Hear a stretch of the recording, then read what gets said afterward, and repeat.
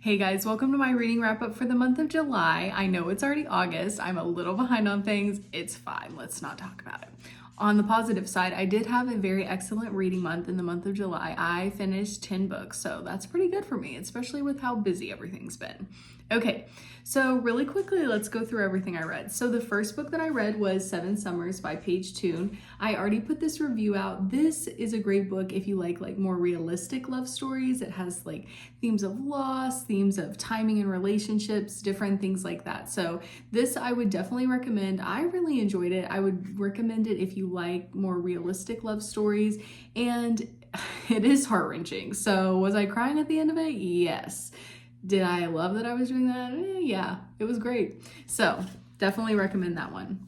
Next, I read Little Rot. I actually listened to it on Libby by Akwaeke Emezi. I usually love their writing. This book was so hard for me to get through though. I don't even know what to say about it. On my notes, I wrote Little Rot for sure, because it was just so like the characters were full of rot, their circumstances were full of rot. So I don't know, like, was that the point of the book? I've seen like a lot of different, bookstagrammers and book talkers talking about this book, and just, I don't know, I have such mixed feelings about it. So I just went ahead and I gave it a 3 out of 5.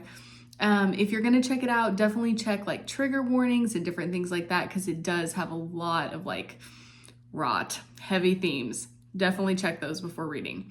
Okay, the next book I read was Veillon by V. Casa.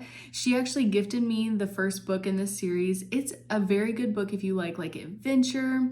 Our main character is thrown into a world where there's dinosaurs, and she has to like learn how to like live, with them and survive. So very like action-packed and adventurous.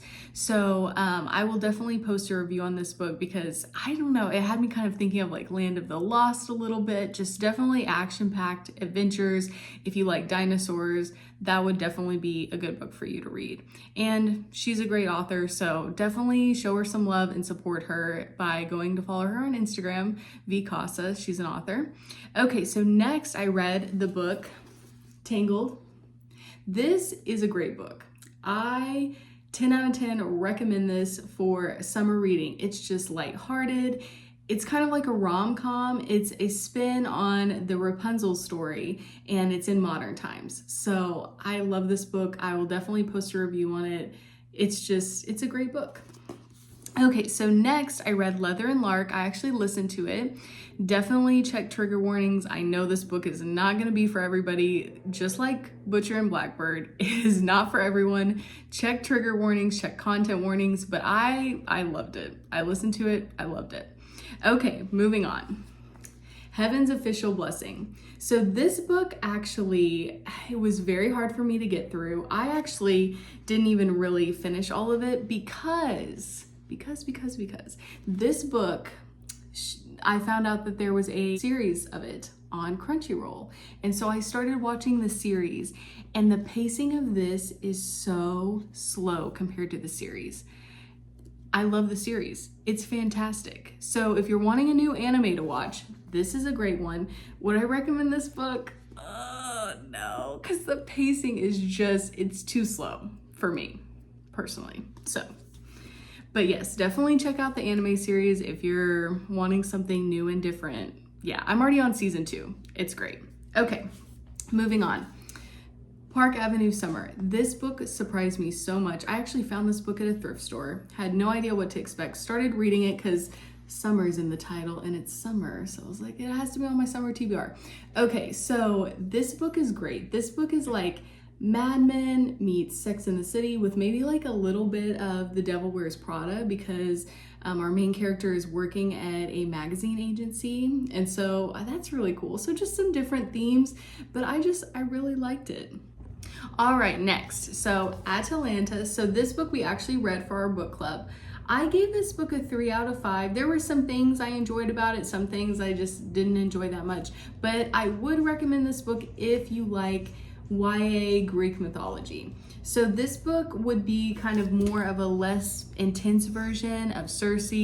and Songs of Achilles. So something, if you want something maybe not as intense as that, but still has a lot of like Greek mythology, a lot of those same themes, this I would recommend. So I will probably post a review on this just because if you're into like that specific genre, I think you would really like this.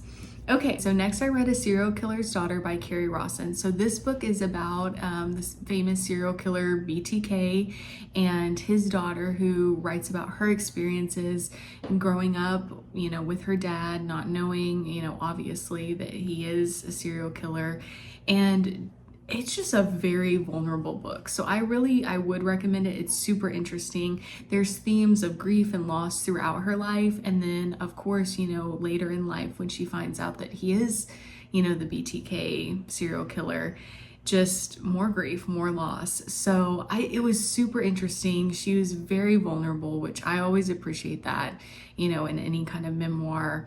Also, there is a little bit of a spiritual aspect to it, so I found that kind of interesting. I gave it a 4.5. The only reason I didn't give it 5 stars is because I thought the ending was it was wrapped up really fast, and I wanted more. I wanted her to explain more about, you know, some different things. But overall, I thought it was really good. Definitely an interesting read. If anything like that kind of interests you, I will go ahead and post a review on it. Last book I read was Just for the Summer by Abby Jimenez. I unfortunately did not read the first book of this series, so there was a few things that I missed, and I am gonna go back and read that obviously. But this book, like standalone, I gave it 4 out of 5. I really enjoyed it. I just like Abby Jimenez writing. Like, it's just so good. It's so easy to read. So definitely recommend this. If you haven't picked it up for the summer, you still have the month of August to pick it up and read. So, all right, that's everything I read. Thanks for watching.